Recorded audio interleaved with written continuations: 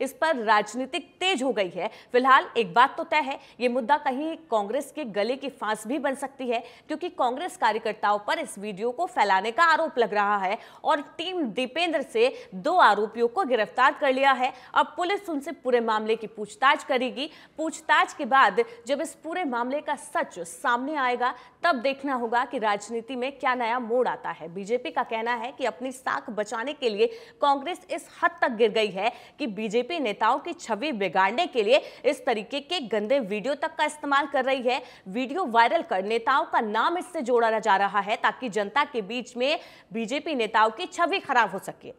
इस तथाकथित viral video में रमेश कौशिक दिखाई दे रहे हैं, वो डीप फेक है और डीप फेक के जमाने में इस तरीके से किसी पर आरोप लगाना ये गलत है। तमाम आरोप बीजेपी कांग्रेस पर लगा रही है। कांग्रेस भी सफाई दे रही है कि पुलिस इस मामले की जांच कर रही है और जांच में सब कुछ निकलकर सामने आएगा तब इस वीडियो के बारे में कुछ कहा जा सकता है। लेकिन बीजेपी का कहना है कि कांग्रेस का खेल बिगाड़ने के लिए जिस तरीके से रणनीति भारतीय जनता पार्टी ने बनाई हुई है उससे कहीं ना कहीं कांग्रेस बौखलाई हुई है और कांग्रेस की यही बौखलाहट है कि वो बीजेपी नेताओं की बढ़ती लोकप्रियता को बर्दाश्त नहीं कर पा रही है। जिस तरीके से पूर्व सीएम मनोहर लाल की छवि थी और अब नायब सैनिक को लेकर भी हरियाणा की जनता में एक अलग उत्साह देखने को मिल रहा है, अलग समर्थन देखने को मिल रहा है। ये कहीं ना कहीं कांग्रेस की घबराहट का कारण है और यही घबराहट इस तरीके से सामने आ रही है। कांग्रेस जमीनी मुद्दे नहीं तलाश पा रही है क्योंकि बीजेपी ने जिस तरीके का विकास हरियाणा में किया है, कांग्रेस के पास लड़ने के लिए कोई मुद्दा नहीं बचा है, जनता के बीच में जाने के लिए कोई मुद्दा नहीं है। इसलिए इस तरीके के झूठे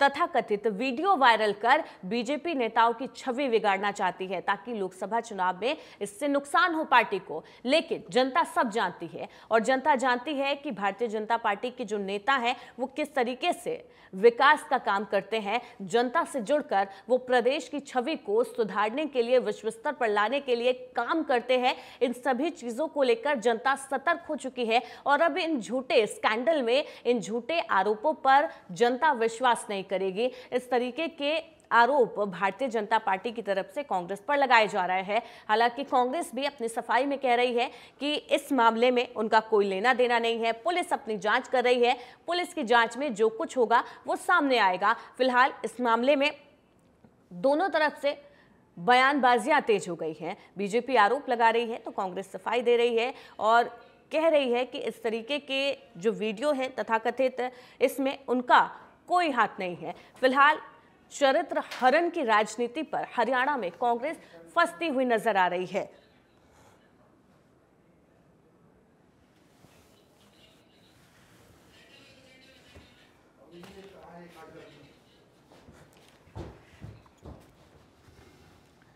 तो जैसे जैसे लोकसभा चुनाव करीब आ रहे हैं, राजनीति तेज होती जा रही है, आरोप प्रत्यारोप का दौर भी खूब तेज हो रहा है।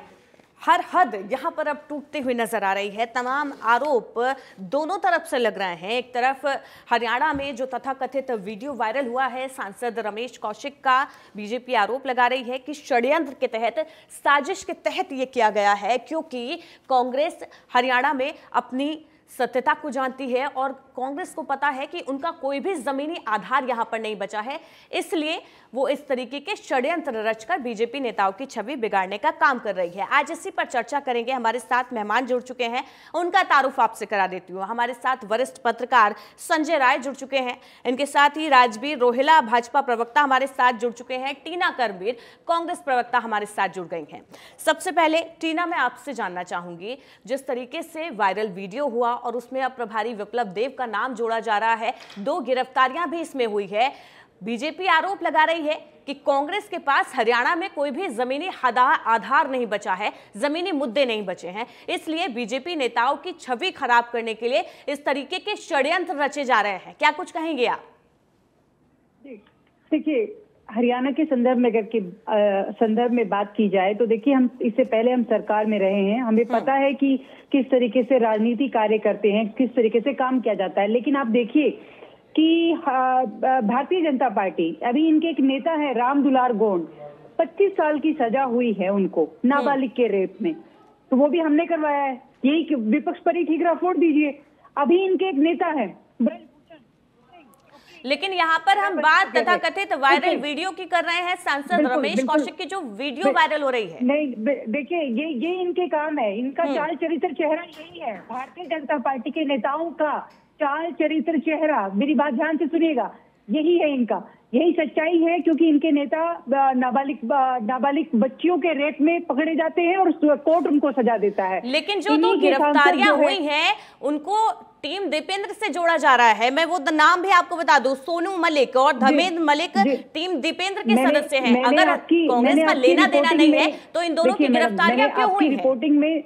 मैंने आपकी रिपोर्टिंग में सुना, लेकिन आप इस बात से इनकार नहीं कर सकती हैं। संदीप सिंह किसने इल्जाम लगाया? एक महिला कोच ने इल्जाम लगाया और उनको बचाने का काम किसने किया? खट्टर साहब ने किया। तो हम बचा रहे हैं क्या? इनके खुद के नेता है जिनके ऊपर लगातार इल्जाम ही नहीं, कोर्ट उन पर फैसला दे रहा है। कुलदीप सेंगर इनके एक नेता है जो कि मैडम मैं आपको बता दूं कि ये जो एफआईआर कराई गई है ना, एफआईआर बीजेपी ने ही कराई है। अगर सुन रही हैं आप? जी मैंने सुना। IIT BHU का कांड आप भूल गए, कौन थे वो अरे आप इस पर बात कीजिए ना, जो बात अब चल रही है। आप पुरानी चीजें क्यों लेकर आ रही हैं? उनके लिए हम अलग से समय निकालेंगे। बिल्कुल, पूरे देश के अंदर ही सिर्फ और सिर्फ बीजेपी के नेता ही पाए जाते हैं जो कि लगातार बच्चों के साथ बलात्कार करते हैं, महिलाओं के ठीक है टीना जी, मैं आपके पास वापस आऊंगी। राजवीर जी हमारे साथ जुड़े हुए हैं, एक बार उनको सुन लेते हैं। राजवीर जी, आपको क्या लगता है, कांग्रेस तो पल्ला झाड़ रही है कि इसमें इनका कुछ लेना देना नहीं है और जैसी करनी वैसी भरनी, नेताओं की छवि खराब करने की कोशिश कांग्रेस की तरफ से नहीं हो रही है? उनकी छवि तो पहले से ही खराब है, ये आरोप आप पर लग रहे हैं। सभी को राम राम जी। कांग्रेस ने अपनी जो साजिश रची थी वो बेनकाब हो गई। आज हमारी अरुण यादव भाई ने FIR करवाई थी, उसमें 2 लोग पकड़े गए हैं, सोनू मलिक और धर्मेंद्र मलिक। मैं इनको अच्छी तरह जानता हूँ। ये टीम दीपेंद्र के अहम सदस्य है जो स्ट्रेटजिस्ट होते हैं। ये कोई आम कार्यकर्ता नहीं है या आम हैंडलर नहीं है जिन्होंने जो भाई किसी की चीज आई आगे और शेयर कर दी। ये जो वीडियो आई है डीप फेक है, ये साबित हो रहा है कि डीप फेक है ये। और उसमें इन्होंने जो चरित्र हनन की कोशिश की हमारे प्रभारी जी की, वो इनको शर्म ही नहीं आई। क्योंकि जो वीडियो बताई जा रही है वो अक्टूबर 2020 की है, जबकि हमारे जो प्रभारी जी आए थे वो 2022 में आए थे हमारे यहाँ, ठीक है ना। तो लेकिन इन लोगों का क्या है कि ये हताशा में ये हमारे हरियाणा में एक बात कहते हैं उड़ता तीर लेना, तो ये फालतू का उड़ता तीर लेके इन्होंने अपनी जंग जाहिर कर दी। इनका जनाधार खत्म हो चुका है, इनके कुछ भी नहीं है।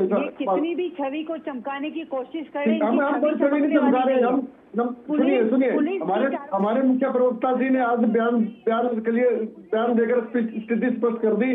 FIR हुई है, जांच होगी, जांच में 2 लोग पकड़े गए और भी किसके नाम आएगा सब सामने आएगा, क्योंकि दूध का दूध पानी का पानी होना जरूरी है। संजय राय भी हमारे साथ जुड़े हुए हैं। संजय जी, मैं आपके पास आना चाहूंगी। इससे पहले भी कई बार देखा गया है राजनीति की आड़ में किस तरीके से नेताओं की छवि बर्बाद करने के लिए ऐसे झूठे वीडियो बनाकर वायरल किए जाते हैं ताकि चुनाव में उनको नुकसान हो। क्या लग रहा है, ये जो वायरल वीडियो हुआ है तथाकथित रमेश कौशिक का जो बताया जा रहा है, क्या लोकसभा चुनाव में बीजेपी को इससे नुकसान उठाना पड़ सकता है? देखिए, दुनिया को मालूम है कि इन वीडियोस को, तो अभी तो ये पहला वीडियो आया, अभी बहुत वीडियोस इन लोगों के आएंगे, किसके आएंगे, किस पार्टी पर आएंगे, वो सब बहुत सारी चीजें हैं। राजनीति के ये हथकंडे होते हैं कि किसी को बदनाम करो, किसी के वोट्स को खत्म करो, किसी के टिकट्स कटवाओ और हर चीज होता है। इस तरह की वीडियोस की बात करते हैं तो बहुत पुरानी बातों में मैं जाऊं तो रणदीप सुरजेवाला के पिताजी थे शमशेर सुरजेवाला जी, उनकी भी वीडियो बहुत अच्छी तरीके से वायरल हुई थी। उसी वक्त में बहुत से नेताओं की वायरल हुई थी। तो उन सब वीडियोस को लेकर के उन लोगों के खिलाफ कार्रवाई हुई और उन वीडियोस को प्रसारित करने के लिए भी रोक लगाई गई थी तत्कालीन सरकार ने, जबकि हुड्डा जी की उस वक्त सरकार थी और उनके उस शमशेर सुरजेवाला जी की वीडियो वायरल हुई थी और तमाम IAS की भी वायरल हुई, कई और लोगों की वायरल हुई। ये सब चीजें चलती रहती हैं, इससे कोई फर्क नहीं पड़ता। हाँ, ये है कि छवि खराब करने का काम और ये ओछी राजनीति जो ये शुरुआत हुई है, हर आदमी के चरित्र को हर कोई जानता है और एक महिला को लेकर के और इस तरीके का कौन सी महिला है, क्या है, उसका भी तो नाम उजागर करो। जब एक पुरुष का नाम उजागर करते हो तो उसका भी नाम उजागर करो। और संजय जी, इस बारे में महिला की कोई रिपोर्ट अभी तक थाने में दर्ज नहीं कराई गई है। महिला की तरफ से ना कोई आरोप लगाया गया। कोर्ट कहता है कि महिला का नाम उजागर मत करो, तो दोनों की छवि खराब करने के लिए उसका भी तो करो। कितनी बार क्या हुआ है, किस तरीके से हुआ है। और इसी तरीके से एक केस अभी 2 दिन पहले हमने देखा कि वो लड़की ने केस दर्ज कराया है किसी पुरुष के प्रति, और मैं नाम नहीं लेना चाहूंगा दोनों का। उसी में उसको जांच में यह मालूम हुआ कि उसकी मां ने भी कई केसेस कई लोगों पर करवाए हुए हैं, जिसकी खबर कल के अखबारों में सब में लगी हुई थी और कई सोशल मीडिया से भी चल रही थी। तो हम तो ये कहेंगे कि ये इस तरह की राजनीति को अब छोड़ा जाए, क्योंकि अब इस पर एक लोग सोचते हैं कि लांछन लगा करके चुनाव के वक्त में उसकी राजनीतिक हत्या करने का काम करते हैं लोग। और ये चीजों को न करें, बेहतर होगा और सभी पार्टियों के लिए बेहतर होगा। बिल्कुल सर, राजनीति का काम है जनता के बीच में जाकर जमीनी मुद्दों को उठाना। आज कोई दूध का धुला नहीं है, आज कोई दूध का धुला नहीं है, एक चीज बता। लेकिन इस मामले में तो जो भी होगा, अब जांच जब होगी तब सामने आएगा। टीना जी, मैं आप ही के पास आ रही हूँ। मैं आपसे जानना चाहूंगी, सोनू मलिक, धर्मेंद्र मलिक, इस मामले में 2 गिरफ्तारियां अभी भी हुई हैं। टीम दीपेंद्र के ये बड़े अहम सदस्य भी माने जाते हैं, इस पर क्या कहेंगे आप? अगर कांग्रेस का कोई इस वीडियो से लेना देना नहीं है, कांग्रेस का नाम इसमें नहीं है, तो फिर इनकी गिरफ्तारियां क्यों हुई हैं?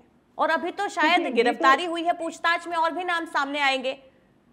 देखिए मैडम, ना तो हम पुलिस है, ना हम इस पे जांच, हम थोड़ी जांच कर रहे हैं, पुलिस की जांच करेगी, हम थोड़ी करेंगे। लेकिन आपको बताना तो पड़ेगा ना, आरोप आप लगाते हैं, आरोप में सफाई तो आपको देनी पड़ेगी। आपका सवाल सुना मैंने, अब मेरी भी बात सुन लीजिएगा। देखिए, भारतीय जनता पार्टी क्या कर रही है, अपने विपक्षी नेताओं को तो ईडी, सीबीआई और आईटी में फंसा देती है, लेकिन अपने खुद के नेताओं को सीडी में भी फंसाती है।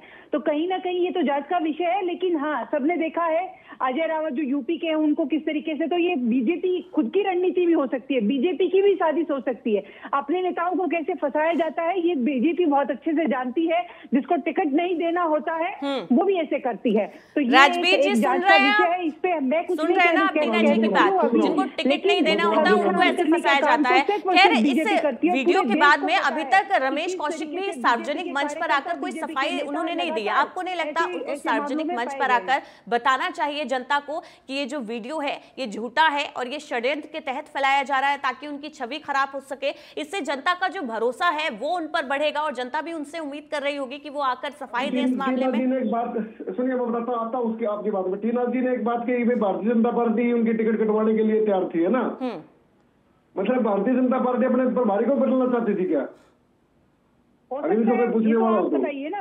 ये मैं आप बोल रहे हैं ना, ये जीत एक वीडियो बना बुलवा के सर्कुलेट करके, ये देखो ना, ये रहा, मैं ये दिखा रहा हूँ मैं इसको, ये रहा, ये धर्मेंद्र मलिक ये है, जिसके दीपेंद्र सिंह हुड्डा के साथ भी फोटो है, भूपेंद्र सिंह हुड्डा के साथ भी फोटो है।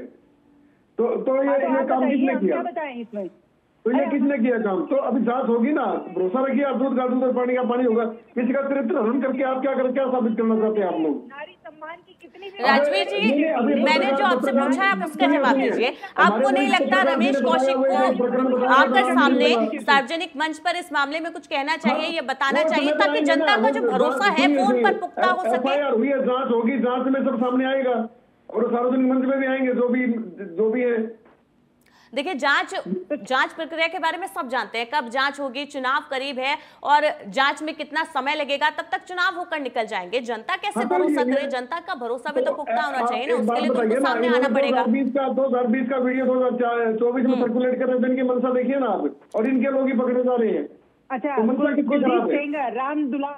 मनसा किसके खिलाफ? वो पत्रकार जी ने बहुत बड़ा नाम लिया है। आप एक बार वो पत्रकार जी दोबारा नाम ले देंगे, बस नाम नहीं लेना सकते इन चीजों, क्योंकि हम वर्तमान में जीने वाले लोग हैं। जो वर्तमान में कांग्रेस में विधानसभा में बैठाते हैं, ऐसे काम करते हैं, बाप बेटे की जो जमीन है वो दरक रही है, जो रोहतक है वो हार रही है। भारतीय जनता पार्टी जीत रही है। आरोप दोनों तरफ से तेजी से लग रहे हैं। संजय जी, मैं आपके पास आना चाहूंगी। हरियाणा की राजनीति अगर मैं देखूं तो 10 लोकसभा सीट में से कांग्रेस के पास फिलहाल एक भी सीट नहीं है, और हरियाणा में जिस तरीके से राजनीति गर्म हो रही है, अभी अभी सियासत में इतना बड़ा फेरबदल हुआ है, कांग्रेस को इस मुद्दे को उठाना चाहिए था पुख्ता तौर से और जनता के बीच में जाना चाहिए था। अभी क्या लग रहा है, लोकसभा चुनाव की स्थिति में अभी कांग्रेस किस स्थिति में है? क्या जनता का समर्थन इस बार मिलता हुआ दिखाई देगा? जी मैं बोलूं? संजय जी, मेरा सवाल आपसे है। देखिए जिस तरीके से हरियाणा के अंदर भारतीय जनता पार्टी ने एक 2 सीट को लेकर के और जिस तरीके से अपना गठबंधन तोड़ा और नए मुख्यमंत्री का जो दिया है, और उसके बाद मुख्यमंत्री के जो तत्कालीन मुख्यमंत्री थे उनको लोकसभा में दिया, लोकसभा के टिकट दे दिया। मात्र 5 घंटे के अंदर, शपथ ग्रहण करते ही 5 घंटे के अंदर में ही ये घोषणा कर दी। अभी तक कांग्रेस की अपनी 10 सीटें नहीं घोषित हो पाएगी, कौन कब कहां कैसे लड़ेगा। और जबकि भारतीय जनता पार्टी चुनावी मोड में है और वो चुनाव में जा चुकी है। अब इन सब चीजों के लिए वो जवाब देने के लिए जनता के बीच में जा पहुंच चुके हैं, जबकि यहाँ पर चुनाव अभी छठे चरण में है और बहुत समय है। लेकिन वो लोग अपनी सीटों को घोषित करके 5 सीटें घोषित कर दी, अम्बाला के लिए कर दी, करनाल के लिए कर दी, अब और अन्य जगहों पे कर दी हैं। और करने के बाद वो चुनावी मोड में जा चुके हैं और अभी जो चीज बचे हैं। जी टीना जी, जिस तरीके से हरियाणा की राजनीति में अभी बड़ा फेरबदल बीजेपी ने किया है और जेजेपी और बीजेपी के बीच में जो भी सीक्रेट डील आप जिसे कहते हैं, ये कहीं ना कहीं कांग्रेस की बौखलाहट है, क्योंकि इससे कांग्रेस का खेल खराब हो गया है। जिन वोटों का वो समर्थन की उम्मीद कर रही थी वो बीजेपी की इस रणनीति के तहत खराब होता दिखाई दे रहा है। क्या यही बौखलाहट है जो इस तरीके के कृत्य कर सामने आया जा रहा है? देखिए, हम तो पूरी तरीके से आश्वस्त हैं कि हम सरकार बनाने जा रहे हैं। हरियाणा में ही नहीं, केंद्र में भी हम सरकार बनाने जा रहे हैं इंडिया अलायंस के तहत। लेकिन अगर बौखलाहट की बात है तो बौखलाहट हमें थोड़ी है। हमें तो पता है कि आज कल की बजाय आज चुनाव करवा लेते। चुनाव में तो हम ही जीतने जा रहे हैं। और रही बात टिकट की, लेकिन कैसे जीतेंगे? लोकसभा चुनाव का ऐलान हो गया, उम्मीदवारों के नाम का ऐलान कब होगा? बिल्कुल बिल्कुल जीतेंगे कैसे? किस तरीके से बीजेपी ने किस तरीके से नाग की भूमिका निभाई है। ये बीजेपी एक नाग है जो कि सारी रीजनल पार्टी को डस लेती है। जेजेपी को डस लिया, जेजेपी को पूरा अस्तित्व खत्म कर दिया जेजेपी का। कहा तो वो चुनाव, कहा अब देखिए क्या हालत होगी, ना इधर के रहे ना उधर के रहे। 4.5 साल तक खूब सत्ता की मलाई दोनों ने मिलकर चाटी। लेकिन जब चुनाव करीब आ गए तो अलग अलग हो गए। तो हम तो लगातार कह रहे हैं कि गठबंधन नहीं था, ये तो ठगबंधन था। लेकिन जेजेपी को अलग करना ये आपका एक खेल बिगाड़ सकता है। ये सिर्फ ये जहाँ मोदी जी कह रहे थे, बहुत उनके कसीदे पढ़ रहे थे, खट्टर जी के, हम तो उस समय के दोस्त थे जब दरी के जमाने में, जब हम दरी पर साथ सोते थे। आज उन्हीं की बाइक पर बैठकर राजनीति सीखी, उनकी पंक्चर कर दी, उनको टिकट दे दिया, मुख्यमंत्री के पद से हटा दिया। तो ये बीजेपी की राजनीति कठपुतली बनाकर रखती है अपने मुख्यमंत्रियों को। हमारे यहाँ ऐसा नहीं होता। हमारी पार्टी लोकतांत्रिक पार्टी है। हमारी पार्टियों में मुख्यमंत्री को कठपुतली नहीं समझा जाता कि रातों रात बदल दिया जाए और किसी को पता भी ना हो। तो यही काम कर रही है। देखिए, जनता समझ रही है, जनता सब जानती है। ये बीजेपी की अपनी रणनीति है, अब देखना होगा ये रणनीति जनता को कितना समझ में आती है। ठीक है, 2 बार इनको सत्ता दे दी, अब नहीं मिलने वाली इनको सत्ता। ठीक है, राजवीर जी आप बताइए, लोकसभा चुनावों को लेकर कितने आश्वस्त हैं आप? और जिस तरीके से कांग्रेस आपका खेल बिगाड़ने के लिए कोशिश कर रही है, क्या लग रहा है, कैसे जवाब देंगे? भारतीय जनता पार्टी एक लोकतांत्रिक कैडर बेस्ड पार्टी है। ये किसी बाप बेटे की या माँ बेटे की पार्टी नहीं है। कांग्रेस तो सरकार बनाने जा रही है, कांग्रेस तो कह रही है कि वो सरकार में आ रही है। अब आप देख लीजिए आपको कैसे। अब सुनिए ना, अभी इन्होंने जैसे सरकार मध्य प्रदेश में बनाई, छत्तीसगढ़ में बनाई, राजस्थान में बनाई, ऐसे ये भारत में और हरियाणा में बनाएंगे। तो हिमाचल भूल गए, क्योंकि भारतीय जनता पार्टी के जो पूछ रही है, हिमाचल भूल गए आप? उन्होंने नारा दिया है सबका साथ सबका विकास और कर्नाटक 400 पार, फिर एक बार मोदी सरकार।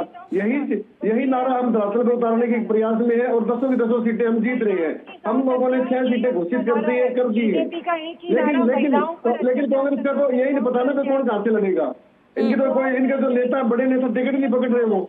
चलिए संजय जी, एक फाइनल कमेंट मैं आपसे लेना चाहूंगी। क्या लग रहा है जिस तरीके से ये वीडियो वायरल हुआ है, क्या ये कांग्रेस की गले की फांस बन सकता है? क्योंकि बीजेपी ने FIR दर्ज कराई है। अब इसको लेकर जिस तरीके से गिरफ्तारियां हो रही हैं, टीम दीपेंद्र के 2 सदस्य गिरफ्तार हो गए हैं, आगे पूछताछ में और भी नाम सामने आ सकते हैं। तो कांग्रेस के लिए कितना बड़ा ये खतरा साबित होगा या कितनी बड़ी गले की फांस बनती हुई दिखाई देगी? संजय जी जी, ये गले की फांस तो देखिए अभी नहीं है। देखिए, हम लोगों ने देख लिया है, पुलिस जांच का हिस्सा है। अब पुलिस जांच में क्या करेगी, किस तरीके से क्या करती है, अब तो देखिए अधिसूचना जारी हो चुकी है। अब कोई सरकार नहीं मान्य है कि वो दबाव में काम करेगी। पुलिस इस समय अपने निष्पक्ष रूप से काम करेगी। जब अधिसूचना जारी हो जाती है तो उस वक्त पुलिस निष्पक्ष हो जाती है और खुल के काम करती है।